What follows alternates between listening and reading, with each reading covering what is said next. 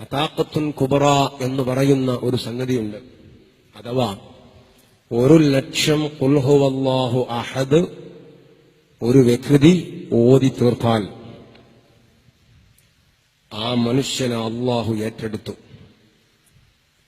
സല്ലല്ലാഹു അലൈഹി വസല്ലമ തങ്ങൾ പറയണം, അള്ളാഹു ഏറ്റെടുത്തു എന്ന് പറഞ്ഞതിന്റെ അർത്ഥം ആ മനുഷ്യൻ അള്ളാഹു നരകത്തിൽ ഇടൂല.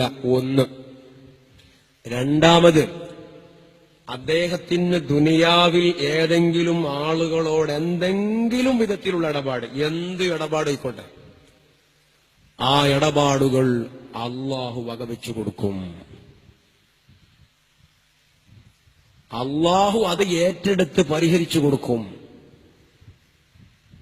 ഈ ഹദീസ് വിശദീകരിച്ചിട്ട് മഹാന്മാര് പറയുന്നത് എന്താ അറിയങ്ങള്, ഇങ്ങനെയുള്ള ഒരു അവസ്ഥയിലേക്ക് എത്തിയാൽ സബഉൽ മൂബിഖാത്തിൽപ്പെട്ട തെറ്റ് പോലും സംഭവിച്ചിട്ടുണ്ടെങ്കിൽ പോലും തൗബയില്ലാതെ ആ മനുഷ്യനെ അള്ളാഹു ഏറ്റെടുക്കും.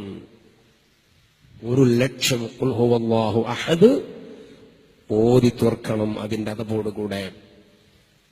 സഹോദരന്മാരെ, നമുക്ക് ശ്രദ്ധിക്കാവുന്നതാണ്, നമുക്ക് ശ്രമിക്കാവുന്നതാണ്. നമ്മുടെ മജ്‌ലിസിൽ സ്ഥിരമായി പങ്കെടുക്കുന്ന സഹോദരൻ, അദ്ദേഹം ഇപ്പോഴും നമ്മുടെ മജ്‌ലിസിലുണ്ട്. ഖബൂലിയത്തിന് വേണ്ടിയിട്ട് നിങ്ങൾ ദ്വാരക്കണം എന്നാണ് പറഞ്ഞത്.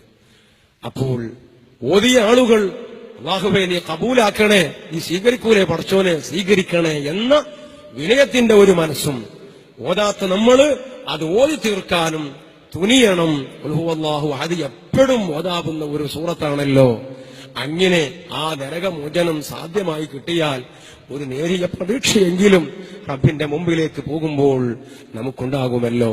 അല്ലാഹു തആല നമുക്ക് അതിനൊക്കെയുള്ള തൗഫീഖിനെ തരട്ടെ.